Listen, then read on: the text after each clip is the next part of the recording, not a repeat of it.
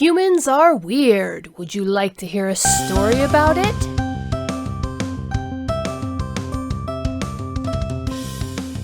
Hello, my wonderful viewers, and welcome to this episode of 22 Days of October Oddity. As you may or may not know, our adorable little spider alien friend quilx'tch has a campaign going on over on Indiegogo to get his research into human weirdness published. That is, he is ready to present over 60,000 words of the finest weirdness humanity has to offer. The link is below the video, so click on over and take a look. Buy a book. Now, on with the story.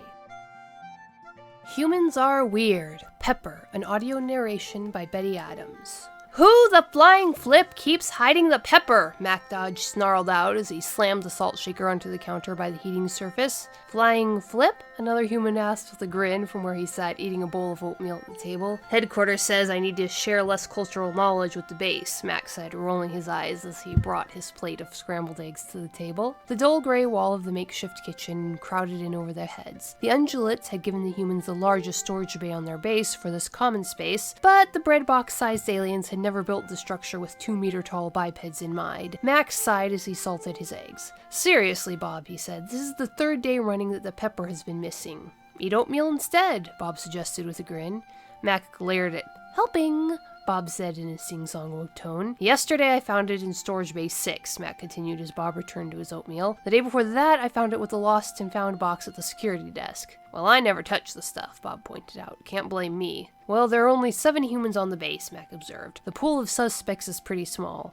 "There are 40-odd ungulates on the base, however," Bob said. "What would they want with our pepper?" Mac asked. "Pepperin isn't technically a poison for them, but they don't go in for painful food." The conversation was interrupted by a chime that announced the arrival of one of their hosts. Mac and Bob turned to glance at the small opening in the door that served the ungulates. The dusky red ungulate came in and waved his gripping appendages cheerfully at them. "And what motile dust mop graces us with his presence today?" Bob asked cheerfully. Mac winced at the sheer number of diplomatic regulations that question broke, and not for the first time thanked heaven that the ungulates were so enthusiastic and forgiving. "I am Spins Madly," the ungulate replied. His tones were flat with effort. He had clearly learned human grammar, but was still struggling with emotional expression. However, from the way his motile appendages jumped around under him, the ungulate was excited or agitated. "I am the quartermaster for the station and..." The ungulate hesitated, and the humans gave him time to work out his words. "I believe the proper translation is station safety officer." "Well, hello then, Spins Madly," Bob said, giving a wave. "How can we help you?" "There has been a safety violation in this space for 3 days running," Spins Madly said, arching his gripping appendages in a gesture that indicated either frustration or perplexity. "Really now?" Bob said, his grin spreading. "And what violation was that?" "I found raw ingredients for the non-lethal defense canisters next to the heating surface for food preparation," Spins Madly said.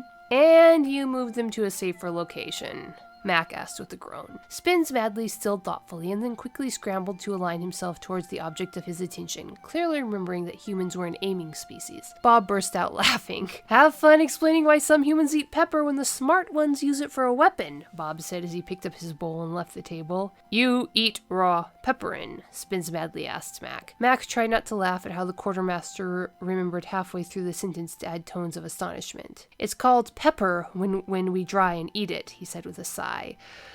This was going to be fun.